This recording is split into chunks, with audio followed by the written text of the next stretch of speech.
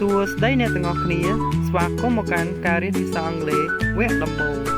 ឥឡូវយើងចាប់ផ្ដើមរៀនទៅលើតួអក្សរភាសាអង់គ្លេសជាមុនសិននេះគឺជាអក្សរ A មានសំឡេងថា A តោះឥឡូវយើងទៅអានទាំងអស់គ្នា A A A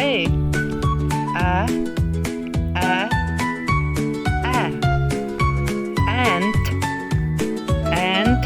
គឺសត្វស្រមោចឥឡូវយើងបានរៀនអានរួចហើយតោះឥឡូវយើងទៅរៀនសរសេរអក្សរ A ទាំងអស់គ្នា